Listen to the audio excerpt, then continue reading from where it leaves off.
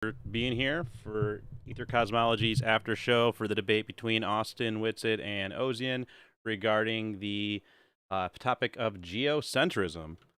I I wanted to set this after show up because I had anticipated some fallacious argumentation coming from Ozien, and I figured some of us could listen together over here on the Ether Cosmology Discord voice chat, and I would take notes as we went through the debate. And my hope was that it would have been a science and facts based debate. Uh, but what we got from Ozien tonight was not science. And he himself admitted that was not the approach he was taking, which is, I guess an interesting debate tactic to take. And so I don't have a ton of notes. Like, I don't have, like, points to go through, right? Like, there's not a lot of that. I have a couple things to say.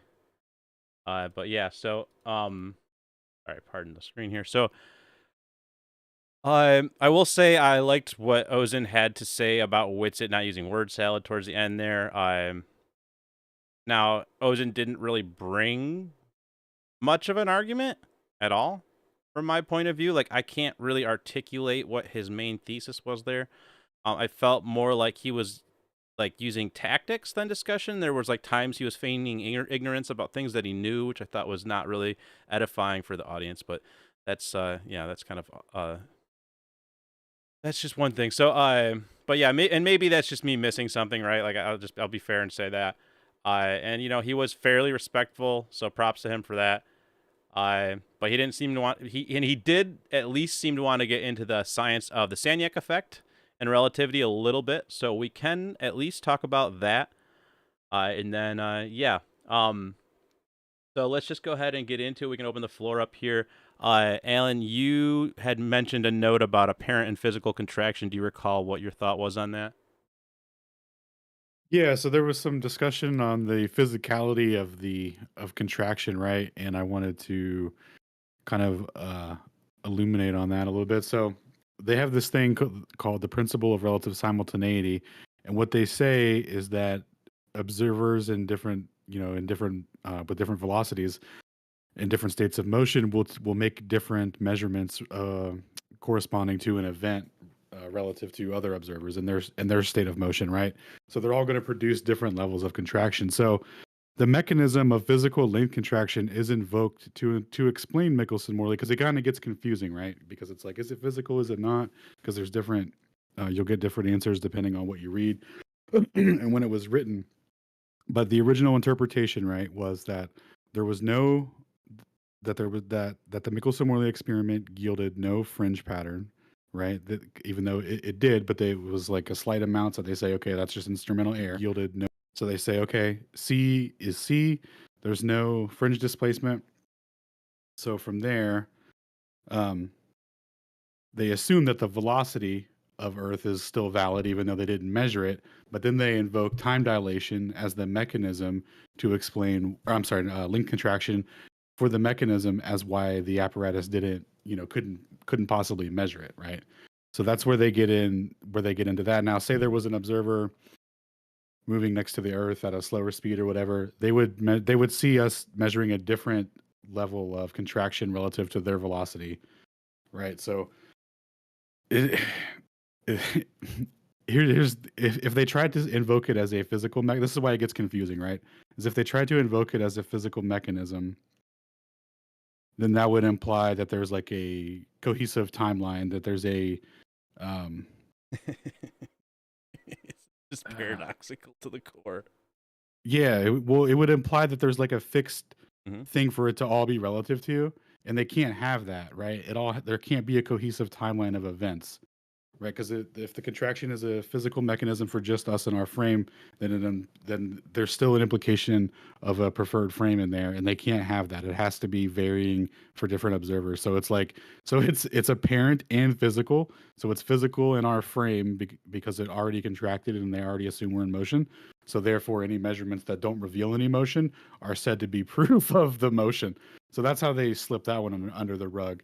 And that's a super important concept, the principle of relative simultaneity, because that's the justification to even do a Lorentz transformation to describe the divergence in time and distance between observers in relative motion to one another. Right. So you can put that as a viable explanation for things. There has to be a velocity component to, because that's a first order effect, and time dilation and length contraction are second order effects. Those are effects that are in response to the velocity. Right. So if you don't have a velocity, like you can absolutely work out what the length contraction and time dilation would be if that velocity existed, but it doesn't. But those values don't substitute the an actual first order measurement of the velocity itself. Does that make sense? Any questions, comments? It all made sense. I honestly I missed the last couple seconds. I missed the very end there. Hmm. Managing the chat, but I everything you set up that I caught was good. And yeah.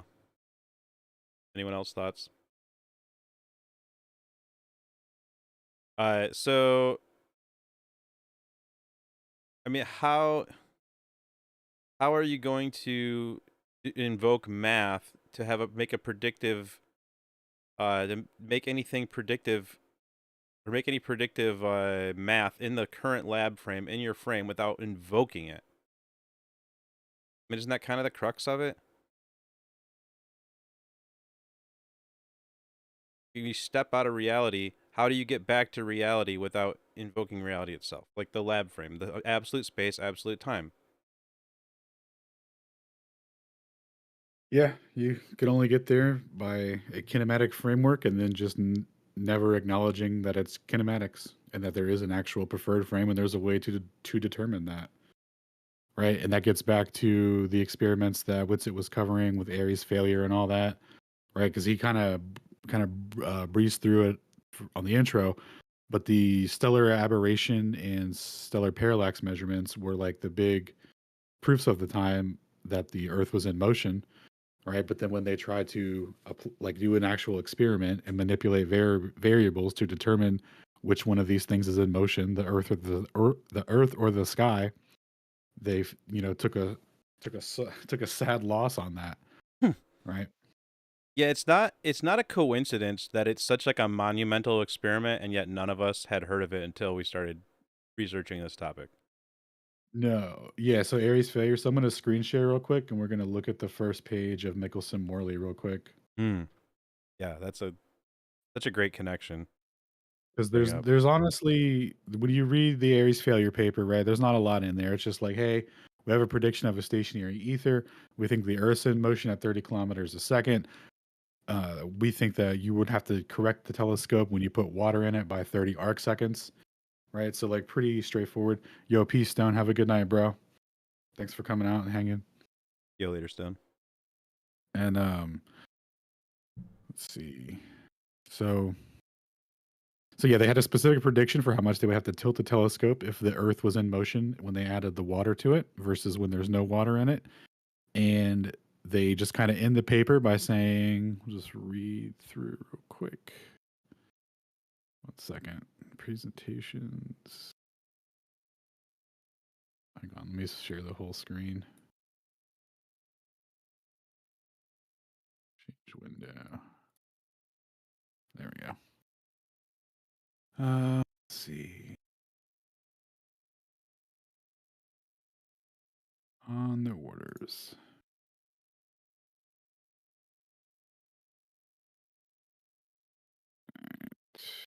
Forget what we were looking at here. Oh yeah, the paper here.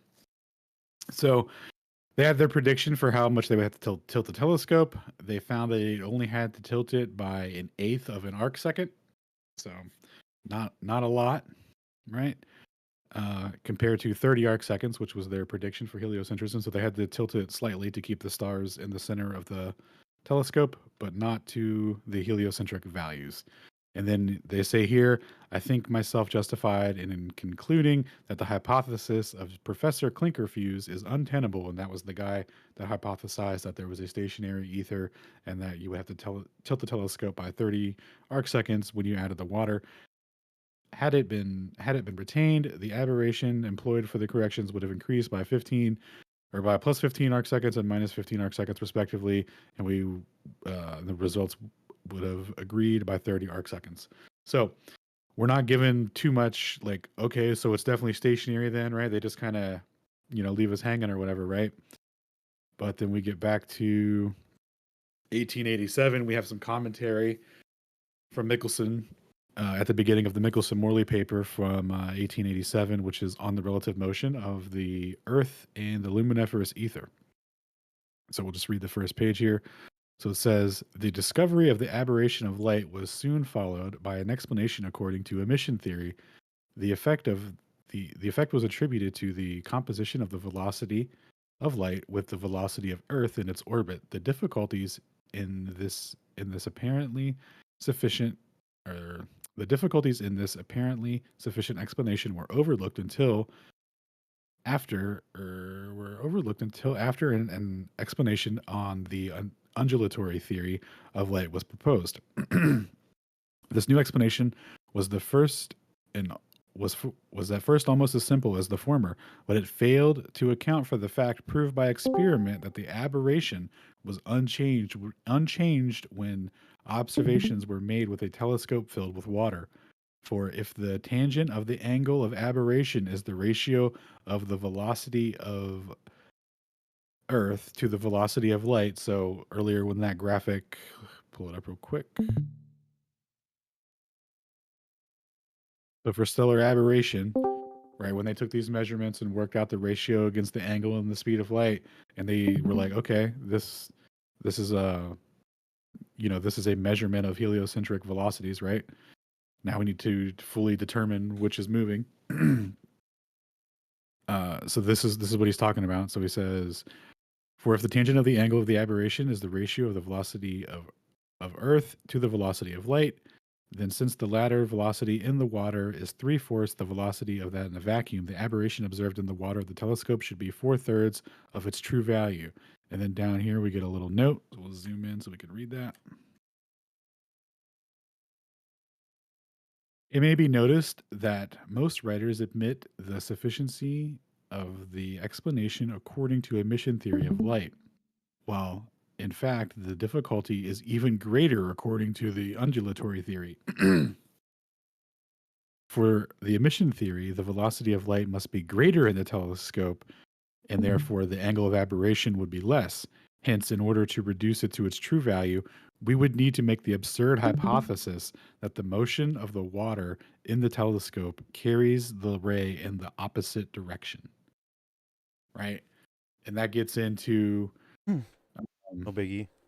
that gets into Stokes and Fazal, who had to propose, because this whole thing was proposed on a stationary ether, always stationary ether, right? But they said that when they put water in the telescope, for some reason, They're shooting backwards. the ether in the telescope starts carrying the light in the opposite direction of Earth's motion, and it cancels out the effect of aberration. So they wouldn't be that gives you the false reading that the Earth is stationary. That was that's their actual explanation for it. And Mickelson's telling you right here, like, yeah, we had a great time with our new undulatory theory, and that's the wave theory of light. That's what they called it, right? When they were fully committing to light being a wave, they were like, yeah, we're having a great time with our theory, except this one experiment where we put water in a telescope and we had to say that it carries the light in the opposite direction. It's honestly a pretty profound experiment in my opinion, because it's the confirmation that the stars are not really where we see them. Really, we are seeing them in the position that they literally we're seeing the refracted light of their apparent position. Dude, that was such a good example. You brought that up the other day. I was like, oh yeah, fucking Yeah. right. Yeah, when we're talking about stars and celestial observations and stuff, it's like, yo, guys, slow down. Like, we don't even know where these things are. Like, like, they're already totally, like, done all their motion stuff before we get the light. So we only know where they appear to be. How hard is that? We have no idea the distance, no idea what they really are. If they're just, things that manifest due to our position on the ground, in Yeah, I relation think it's to. crazy that you'd think we'd have like a whole fucking microcosm built for the universe for what we think they are, like you guys fucking did. Like, no, we didn't do all that because that's crazy. It's like You didn't personify each and every star and break it down to its elementary basis and dissect its core layers you didn't and how name its every mantle fucking interacts with the core. Well, so that's how Dude, you build. what? That's how you build religious faith, right? That's the miracles. That's like literally the miracles that they worked in order to get people to buy into their faith. Is they said that they figured out the makeup of the stars and all these crazy things that are so far away. It's like if you can figure out what's happening in the middle of the sun or whatever, like, yeah, that's people are gonna think you're God or whatever, or Side something note, close to it. if nobody can double check you, you can just say shit. But just to get back to the debate real quick, so is there anything else you wanted to say on Aries, Alan? No, that was it. Like you were Yeah, saying, it's such a straightforward experiment that you almost gaslight yourself into like, nah, I must be missing something. yeah, I must not understand it. I must not because it's just I don't know. It's so straightforward that it's one of those where it's just you overlook it because it's so profoundly easy to understand. Find yourself auto self. Yeah, and then you look into it a little bit and you're like, hold on a second. You said the light was carried in the opposite direction. Ooh, yeah, I'm gonna go ahead and not agree with that, dude. That's crazy. just in the telescope randomly. Yep. Pretty cool. I sent in a few super chats. I sent in the one to Witsit to ask about Ruyang Wang. About, so I can't remember. I think basically the question was, I heard a dude named Wang linearized the Sagnac effect in 2004. Can you tell us what that means for the relative motion of the Earth? Now, instead of giving the simple, concise answer that Witsit would have been forced to give in the confines of that debate, or I guess if you want to call it a debate, I'll go ahead and give my more exhaustive version of how it's kind of all a convoluted mess, because that's always fun to go through. The reason I love talking about Ruyang Wang is because it's illustrative of how many ad hoc excuses they have to make, and they've had to make over the years. Because you go back to 1887, they tried to measure the motion of the Earth in the Michelson-Morley experiment relative to the idea of a static ether, and they measured just a tiny bit of motion, and they said it was none. And then in 1905, almost 20 years later, or it was 18 years later, Albert Einstein published on the electrodynamics of moving bodies. And he said, well, you know what, guys? The speed of light just never changes. So the fact that the Earth was in orbit around the sun and you tried to use the speed of light to measure that, well, guess what? You're never going to be able to measure that because the speed of light's the same no matter if the Earth is in motion or not. Because the idea is that, what's the best analogy? I still haven't figured out the best analogy for this. Let's just say the train. You're on a train, you're moving, the train's flying down the track. You throw a ball while you're inside that train, you throw a ball to the front of your train car. Well, within the train, that ball is only moving the speed of the balls that the ball was thrown at, right? But truly, we know that from an observer outside of the train car, if the train goes flying by as you throw that ball, the ball is actually moving the speed of the train plus the speed of the ball. So that's the premise of the Michelson-Morley experiment, is that they're using the speed of light, and they're saying, oh, the speed of the Earth plus the speed of the light will allow us to deduce speed, the absolute speed of the Earth, right? Because we can just look at how much did the speed change, the speed of light going one way versus the way the Earth's supposed to be in its orbit, because they shot one north-south, so there shouldn't be an orbital motion there, and then they shot one east-west, and you would have an orbital motion there. So you're looking at the difference of the two of those, and you're deducing what would be the motion of the Earth on its orbital path. That was 1887.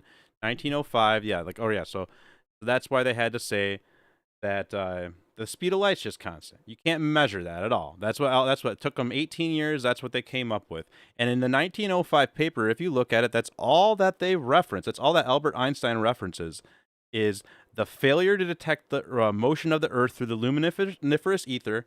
And then he evokes his imaginary physical experiment, literally his words, to about his wonderful atomic clock synchronization experiment, thought experiment about how you could have a bunch of reference frames at different time, and that those will all stay in sync presumably. So there you go. You don't need absolute time. Thought experiment complete. Now we can set this postulate into motion or into a theory. We can change all of physics, flip everything on its head because of that. So okay. Let's say that's true. Now the speed of light must be constant because otherwise we would have measured the motion of the Earth. Okay, 1912 or 13, Georges Sagnac, Frenchman, takes the interferometer, the same thing they use to measure the motion of the Earth, and he just spins it. And when he spins it, that velocity of the rotation is measured directly proportional versus the speed of light. But that's exactly what Albert Einstein said they couldn't have measured when they went to measure the orbital motion of the Earth. So right then and there, it's like, okay, well, relativity's wrong. Special relativity is incorrect. We have disproven it. Georges Sagnac, the Frenchman, that's very hard to find any English translations of any of his papers. He disproved special relativity in 1912, as far as I'm concerned. But in 1916, Albert Einstein published another paper about general relativity. And general relativity, the paper's called General Relativity, or Relativity, the General Theory, something like that. General relativity says that although the Earth is in an orbital motion, just like Georges Sagnac's interferometer, even though the Earth's doing the exact same thing, so it should be measurable using the speed of light, actually curved or space-time curvature is what causes that motion of the Earth on its orbit. And because it's space-time curvature and it's not a real orbit, it's actually moving, quote unquote, curvilinear. Curvilinear, that's the word. It's measurably only linear, but to an observer, it looks like it's curved. Oh, okay. So now they can say, okay, well, that at the same time that they say that, they decided, okay, so we can measure rotational motion. Within the confines of special relativity, we have an ad hoc excuse that it's a closed loop system, and within a rotational vector purely, you can detect that translational motion. And that's why in 1925 or 6, they did the Michelson-Gale-Pearson experiment, and they said, oh, that's Earth rotation. They took one measurement, they said it was Earth rotation, and then I won't go into Dayton Miller and how he totally threw that whole thing on its head because he took a bunch more measurements than they did. Instead of just taking one, he took like a bunch of them throughout the year and found that the whole thing changes. The speed of light that they say is the Earth rotation changes like by 30, like a difference of like 30% between summer and winter. So I guess the Earth just rotating faster one time than another, even though science that disagrees with like all of science, right? But in any case, so going back to this, right? We were talking about trying to measure the motion of the Earth and about relativity, and we had the special relativity, and then we got the general relativity. Yo, what's up? I'm just going through Ruyang Wang.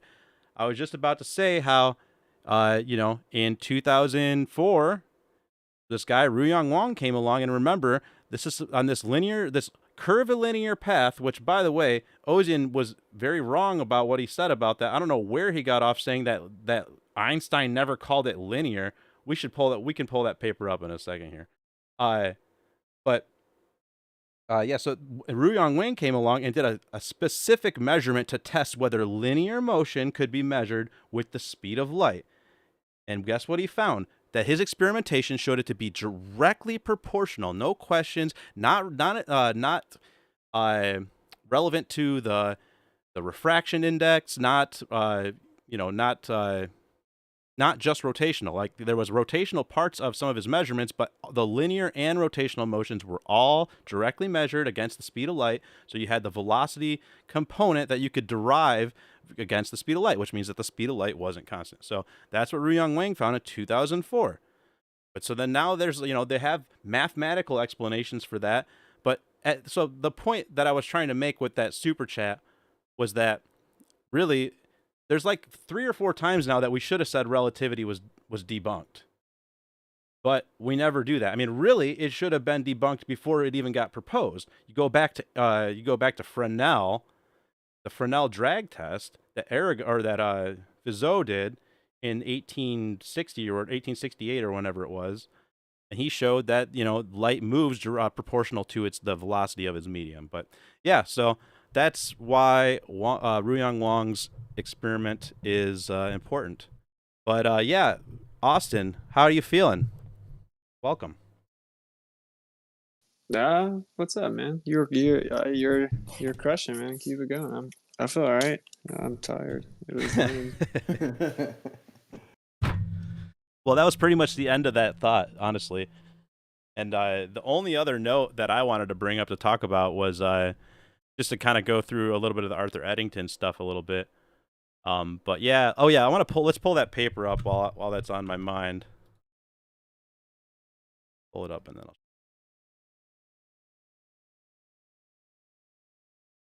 Or no, this.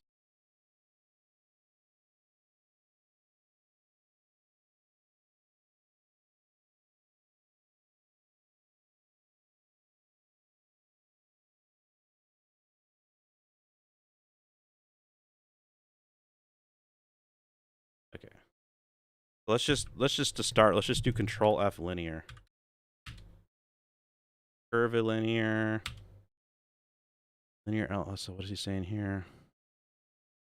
I mean, this is literally when he derived general relativity, and Ozien made some. I'm pretty sure, if I recall correctly, Ozien's claim was that general relativity never invoked a linear path. But Hey, Toby. Yeah. What do you think that ds squared stands for?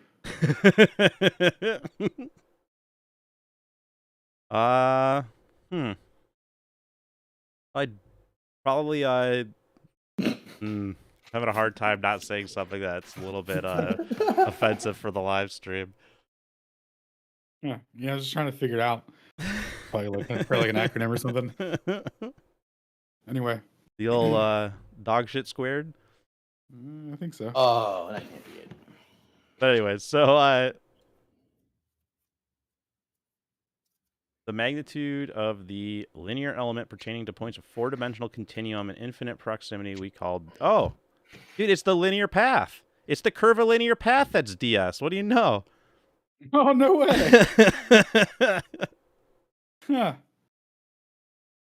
Let's see. Is there any other mentions of the word linear in here? The linear element in question, he literally called it a linear element. Yeah, that's what he's talking about. So Ozien was literally just like making things up, I guess. I don't know.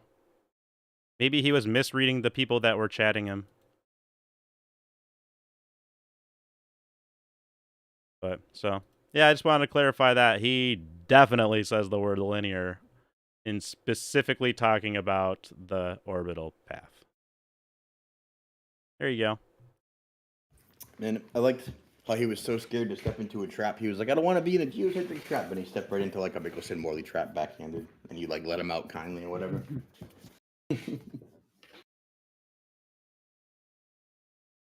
Yeah, is there anything anyone else like wants to bring up? Thoughts?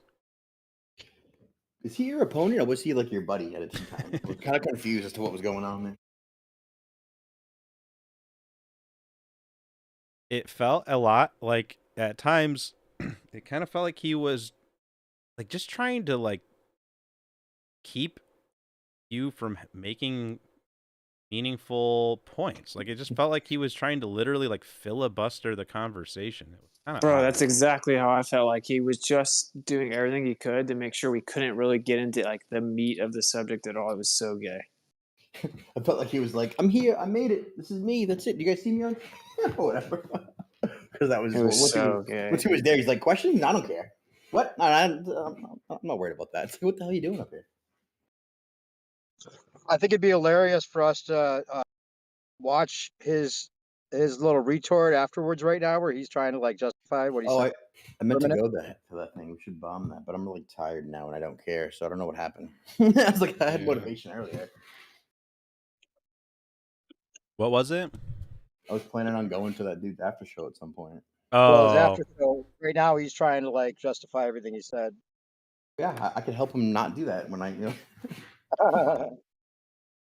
Yeah, I I think it's good that we just do this. We can come here, clarify things ourselves, and we can put the real information out there. It gets so messy over there.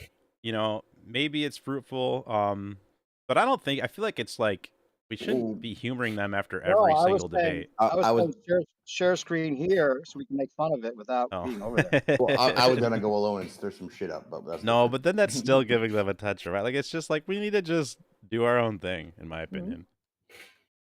Oh, yeah. That's cool. It's just that, I mean, Witsit took time to debate him, and so we're kind of talking about that anyway. True. For a Fair minute. enough. Like, is he like your buddy though? He's like, hey, at the conference things were cool, you know, when we were not arguing or whatever. It's like, where do I know him from? I mean, I would just go pop in over there before I would pull it up and watch it, I think. Oh, It was just a suggestion. I'll carry the way. only because I told him I would. When he sent me 47 tweets this week, or whatever. Yo, Mm. Shane. Yeah, Get if you some get WD-40 good. for that share, boy. Yeah. if you get muted by me on Twitter, then maybe the rule should be I don't debate people that I mute. Well, Because I Actually- only mute people on Twitter for a good reason. more people should be muted on Twitter for sure. Everyone that's currently muted should be blocked. No fucking questions asked. And you know, if you get muted by me on Twitter, don't take it personally. Just understand that you're a glober, so you're in a sea of consensus, and that you don't have the same. You don't understand that I don't live in the sea of consensus. I live in a sea of having DS slung all over me. You know, every single day, if I post anything, one thing on Twitter relating to my cosmological viewpoints that I honestly, earnestly hold in my heart of hearts, I am going to have about 40 people telling me why I'm an idiot and how I couldn't possibly know anything about the shape of the Earth below that. So I have to go through, and every time someone, as soon as you get to the point where I will try to engage with you on Twitter, and I will try and have a back and forth with you, and I will give most people the benefit of the doubt. And depending on my mood, I may give you the benefit of the doubt over and over and over again, way too much. But generally, once you have shown to be bad faith a couple of times, I will just mute you, because I don't have the time in my day to engage with people in bad faith. And I don't have the time, and I shouldn't be giving my time to people that aren't going to engage in good faith. Yeah, if you've been muted, you've been judged worthless of my time. So that's all. And if we have an audience here, people that are listening, and you know, I don't want to sully their time either. But at the same time, here I am just rambling about. Well, dude, That's it's kind of a bad thing, right? If we could just mute them people, then all the posts that we have like good intentions for will just get shat all over with no repercussions and no answers. And then to the people who walk by, it'll be like, whoa, was flat earth a thing at some point? This is terrible, you know? Well, the problem is they don't have any choice but to perform in bad faith Well, at some point. But we can block them. That's a choice we can make, though. Right, yeah, but if they're honest with themselves, they have no choice but to agree with it. But like the Sacred Crew told us not to do that. And I was like, halfway, I'm going to do it anyway. And they were like, well, no. And I was like, yeah, I still don't care. Like the people that I muted, I don't want to talk to. They're not worth, you know, like he was like, okay. But then I didn't do it. So like, just think about all the worst people that are out there. Yeah, so I think that about wraps up the after show, or what is it? Oh, we're live? I didn't know that. Yeah, we're live.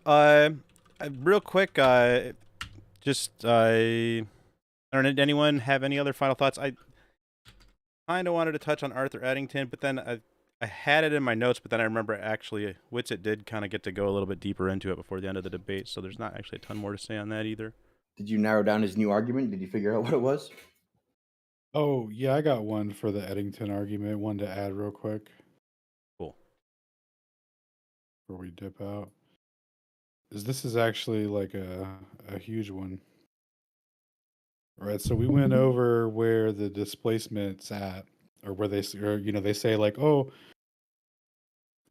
gravitational lensing from the eclipse of the sun. So you think like maybe like stars around the sun or something would be eclipsed, but it's only within that solar limb.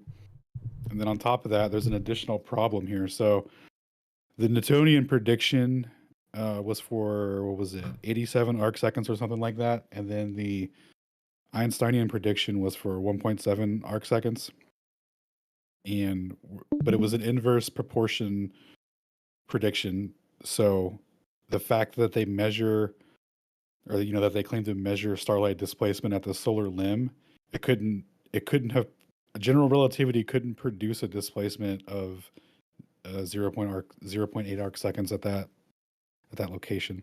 So anyway, we'll read here from H. von Kubler, Vistas in Astronomy, 1960, who points this out.